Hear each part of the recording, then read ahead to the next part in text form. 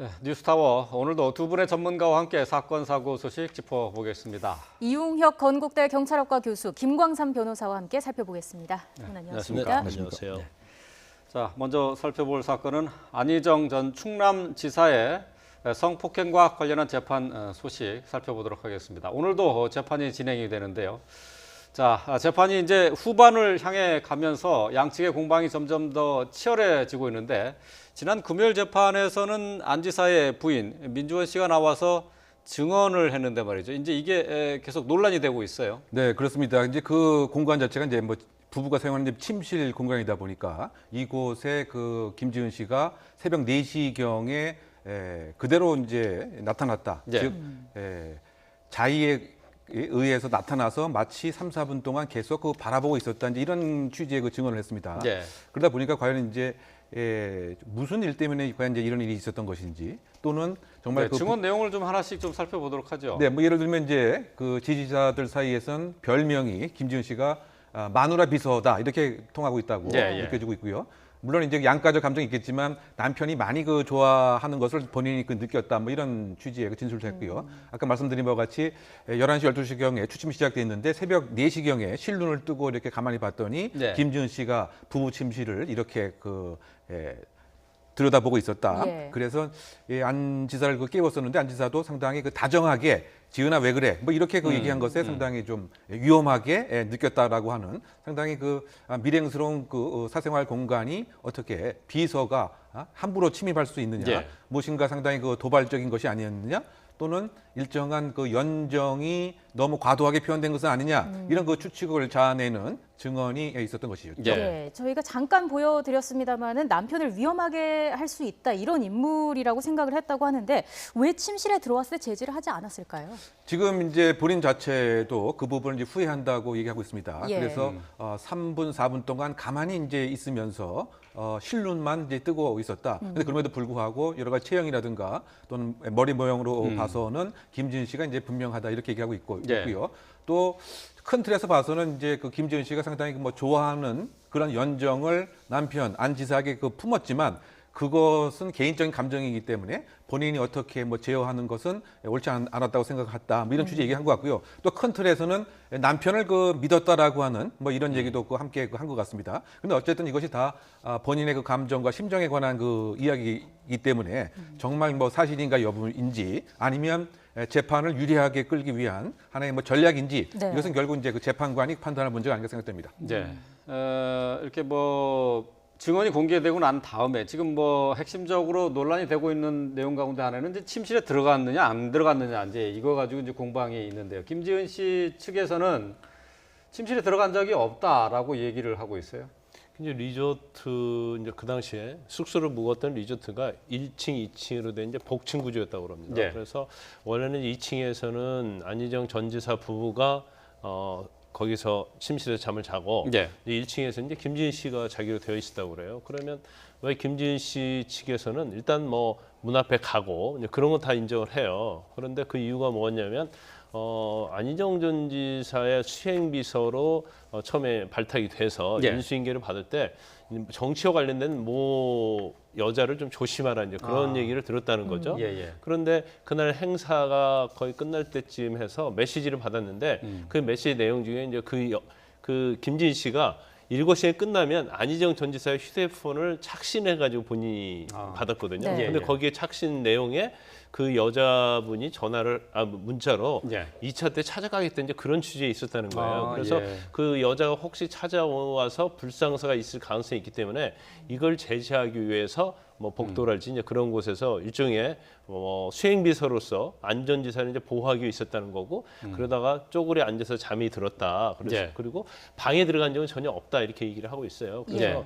이제 제일 중요한 것은 뭐 수행비서 충분히 그럴 수 있다고 봅니다. 그런데 민주원 여사 증언 내용은 이제 방까지 들었다고 하는 거거든요. 그래서 방까지 들었냐 들어오지 않느냐, 이 공방 자체는 굉장히 중요한 부분이죠. 예. 왜냐하면 수행비서가 과연 부부가 자는 침실까지 들어오는 것이 과연 일반적 상식에 어긋나지 않습니까? 그렇죠. 그래서 예. 아마 이 부분 자체가 민주원 여사가 증언한 내용 중에서 가장 중요한 부분이거든요. 그래서 이거와 관련해서 계속 공방이 있을 가능성이 크고, 예. 네. 근데 사실 이 부분을 어떤 객관적인 증거에 의해서 또 입증할 수 있느냐. 근데 그것도 사실은 난감하죠. 왜냐하면 김진 씨도 마찬가지고 그다음에 민주원 여사, 안희정 전 지사 측에서도 이걸 뭐 객관적으로 들었다 안 들었다에 대해서 명백한 증거를 되기 어려운 상황이기 때문에 네. 상당히 이제 공방으로 이어지되 과연 이걸 객관적으로 입증할 수 있을까 하는 좀 의아심이 좀 있죠. 네. 예.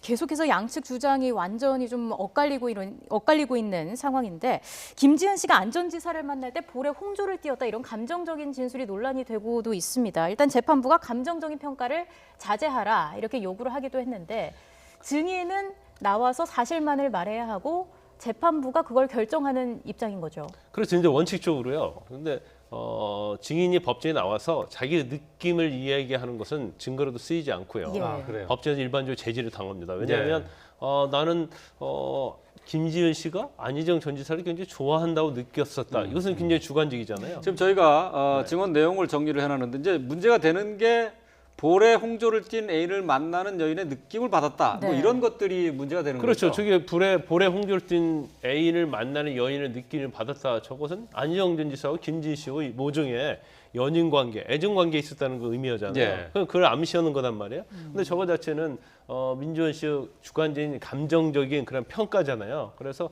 이제 저 부분에 대해서도 재판장이 좀 굉장히 제지를 했어요. 예, 예. 감정적인 그런 평가, 주관적인 생각은 증언하는데 삼가를 해달라고 했거든요. 그래서 민주원 씨 어떤 증언 자체는 안희정 전 지사에 굉장히 유리한 측면이 있지 않겠습니까? 네. 또 안희정 전 지사 측에서 신청한 증인이기 때문에 또 그럴 수밖에 없는 상황이거든요. 그래서 물론 저런 어떤 감정적인 내용은 이제 재판부가 이걸 판결을 하는 데 있어서 예. 이걸 뭐 그렇게 참고하지는 않습니다. 예, 하지만 예. 아까 말씀드린 것처럼 방에 들어왔느냐 들어오지 않느냐는 이것이 정말 들어왔다는 것이 입증이 돼버린다고 한다면 이건 아주 결정적으로 김지은 씨에게 불리한 증언이 될 수 있는 거죠. 예. 아무리 안희정 전 지사하고 부부 관계를 할지라도 말이죠. 예. 예. 근데 그런 식으로 그러니까 감정적인 표현이 들어간 증언이 재판에 별 영향이 없다는 것을 아마 알 거라고 저는 생각을 하는데 그래도 저렇게 증언을 하는 것은 지금 이 재판 자체가 어떤 이미지 왜곡이나 이미지 싸움을 하는 게 아니냐 이제 그런 지적을 하고 있어요. 네, 그 문제가 이미 뭐 불거진 것이 아닌가 이렇게 보이는 거죠. 더군다나 이제 그 김지은 씨 입장에서 그런 주장을 하고 있는 것 같습니다. 이미지 메이킹에 나는 그 피해자가 아니냐. 그리고 본인 자체도 너무 그것에 스트레스를 느껴서 현재 그 입원 치료 중에 있다 이런 얘기를 하고 있는데요. 그러니까 그 외국에서는 아예 이런 법이 따로 있습니다. 뭐냐면 성폭행 피해자 방패법. 여기서 그 방패라고 얘기를 하는데요. 예. 왜 그러냐고 하면 지금과 같은 평판에 관한 표현이라든가 또는 남녀의 그 이성 관계에 대한 연정에 관한 것이라든가 과거의 일정한 남자 관계, 여자 관계는 아예 증언 자체를 또는 자제하도록 하는 사건과 관련 없는 내용은 하지 말아라. 네, 그게 아예 그 방패를 준다라고 해갖고 레이프 쉴드 러 뭐 이렇게 돼 있습니다. 예. 그래서 아마 이번 사안에도 그 판사가 그렇게 그 제지를 한 것이죠. 근데 그럼에도 불구하고 이미 마치 그 이미지가 김지은 씨가 무엇인가 그 도발적인 행위가 분명히 그 있었고 연정이 그 과도하다 보니까 이 안 지사가 거기에 마치 이렇게 동조해서 예. 어떻게 본다면 좀 더 한 단계 더 해석하면 마치 뭐 피해자가 오히려 안전지사인 것 같은 이런 그 이미지가 이제 형성되는 이건 상당히 그 문제가 되지 않느냐 이런 그 취지가 분명히 있는 것 같습니다. 그만큼 캐릭터 증거 예. 한 피해자의 일정한 행실과 성향과 과거의 이성 관계는 전혀 증언으로서 예. 또는 증거로서 제한을 하는 뭐 이런 법이 그 피해자 방패법인데요. 네. 국내에서는 그런 부분에 있어서는 상당히 조금 뭐 취약한 것이 이번에 그대로 노정된 것이 아닌가 저는 그런 생각이 들고요. 예, 예. 따라서 만약 이것이 이번 달 말, 뭐 다음 달 초에 설령 어떻게 재판이 나올지 모르지만 만약에 설령 유죄가 나온다 손 치더라도 그 김지은 씨의 평상시의 그 이미지 자체는 이렇게 상당히 왜곡된 것은 부정할 수가 이제 없는 것은 아니냐. 예. 그리고 이번에 어쨌든 그 증인의 그 수를 보면은 검찰 측에 즉 김지은 씨 측은 2명에 불과했지만 안 전 지사의 측은 7명이나 됐던 거죠. 예, 예. 그러다 보니까 그 증거의 예를 들면 양이라든가 또는 그 비대칭성 이것이 결국 피해자의 이른바 2차 피해자화를 만든 것은 아니냐 예. 이런 지금 그 여러 가지 또 김지은 측에서의 그 비난이 있는 상황이 아닌가 생각됩니다. 예, 예. 재판이 이렇게 흐르게 되면서 또 김지은 씨 측은 2차 피해가 심각하다 이렇게 호소를 하고도 있는데 사실 본질적인 문제를 좀 살펴보면 핵심 쟁점은 위력에 의한 추행이냐 아니냐 이런 점일 텐데 지나치게 좀 행실에 초점이 맞춰진 게 아닌가 이런 생각이 들기도 하거든요. 원칙적으로 이제 유력이냐 아니냐 그게 제일 중요한 핵심 쟁점이잖아요. 그렇죠. 그런데 위력이 존재했느냐, 그런데 또 이게 행사했느냐. 그렇죠. 예. 이게 이제 진흙탕으로 가면서 이제 핵심 쟁점을 좀 벗어나는 경향이 있어요. 그런데 지금 안희정 전 지사 사건뿐만 아니라 일반적으로 선거 관련된 범죄가 전제가 된 사건에 있어서 무죄를 다투게 되면 대부분의 사건이 이런 식으로 진행이 됩니다. 그래요. 그 이유는 뭐냐면 결국 피해자와 가해자가 어떤 진술의 신빙성에 있어서 누구 말을 믿냐에 관한 싸움이잖아요. 예. 그러면 가해자 측에 서 있는 입장에서는 피해자의 진술 자체의 신빙성을 없애기 위해서는 이미지 전제를 할 수밖에 없어요. 그러니까 이미지가 아주 좋지 않다.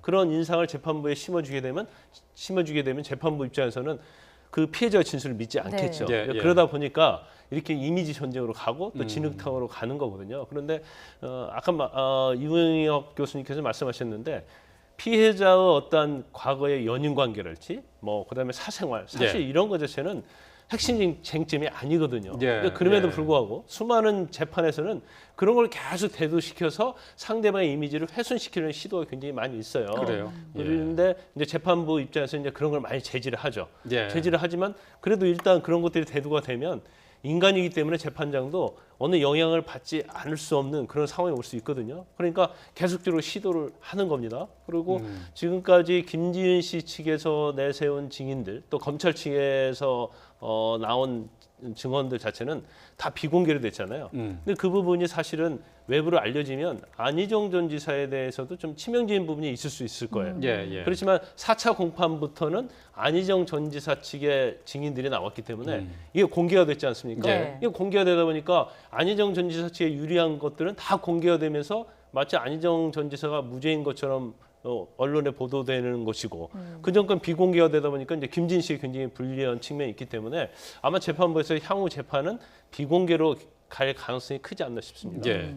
자, 그러면은 지금 이제 재판에서 지금 각종 증언이 쏟아지고 있는데 과거의 행실, 행동 또는 또 과거의 어떤 전력 같은 것들 이런 것들이 재판에는 결정적인 영향을 미칩니까? 아닙니까? 아니 영향 미치지 않죠. 미치지 않죠? 영향 예. 미치지 않아요. 그리고 이제 재판부에서 증언할 때 자꾸 이 과거를 사건과 관련 없는 내용들은 그렇죠. 다 배제가 되는 과거를 거죠. 들먹인다랄지 과거에도 뭐 남자 관계가 굉장히 복잡했다 이제 그런 것들을 사실은 뭐 페이스북이랄지 막 그런 걸 가지고 피고인 측에서 막 제출하는 경향이 있거든요. 예. 그러면 그런 증거는 이제 거의 받아들이지 않고 제지를 하죠. 예. 예. 그렇지만 피고인 측에서는 어떻게 해서든지 피해자 측의 어떤 이미지가 나쁘게 보여야만이 피해자의 진술을 믿지 않는다는 그런 생각을 가지고 있기 때문에 예. 이제 법정에서는 계속 이런 시도가 이루어지고 있죠. 네. 그렇군요. 예. 자, 이런 가운데 오늘 6차 공판이 열립니다. 오후 2시에 열리게 되는데 양측에서 신청한 전문가를 각각 불러서 감정 증언을 한다고 합니다.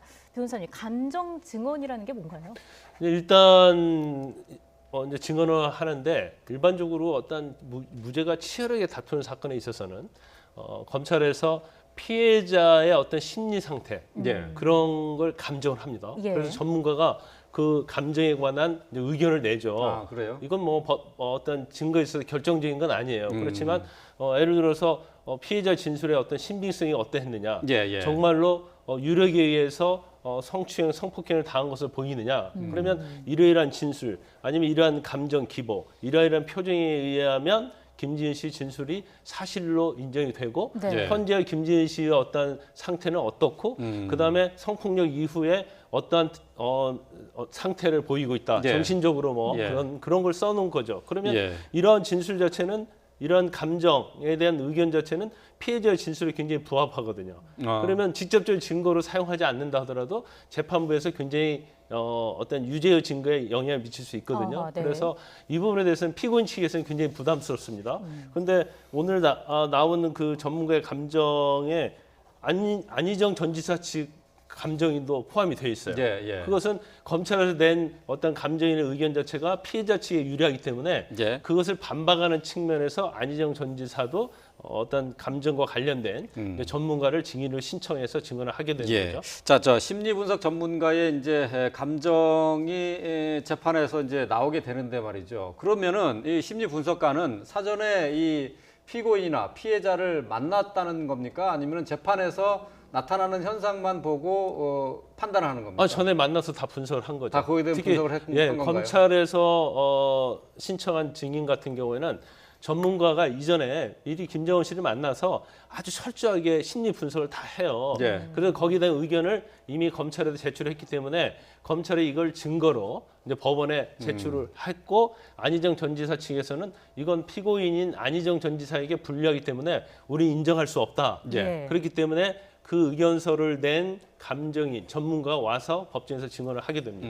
예. 이게 그 감정 증인 같은 경우에 국내에서는 이렇게 자주 등장하지는 않습니다. 근데 외국에서는 상당히 빈번한 그 형태인데요. 그래서 감정 증인의 그 자격도 사전에 거르는 경우가 많이 있습니다. 예를 들면 학술지의 논문을 어느 정도 게재를 했는지, 지금까지 경력이 어느 정도가 됐는지, 그래서 인정이 돼야 사실은 감정 증인으로서의 그 자격이 있게 되는데요. 네. 결국 이제 그 전문가적 식견을 표시하는 것인데, 예를 들면 우리가 잘 이해하지 못할 수 있는 부분, 예를 들면 연모의 정이 그 있는 상태에서 과연 성적인 요구가 있었을 때 거부할 수 있겠느냐. 그런데 이 부분은 상당히 그 심적으로 특수한 분야가 될 수 있습니다. 그래서 이것에 대한 전문가의 그 평가라든가 또는 평상시에 예를 들면 어느 상태에서 위력에 의해서 이 여성은 이런 특성한 성격을 갖고 있는 여성은 위력을 느낄 수 있었던 것인지 그렇다고 본다면 안희정 전 지사의 평상시의 언어 태도와 소위 말해서 발화 행위, 예. 스피치 액트는 어느 정도였는데 여기에 이 여성은 어떠한 이유 때문에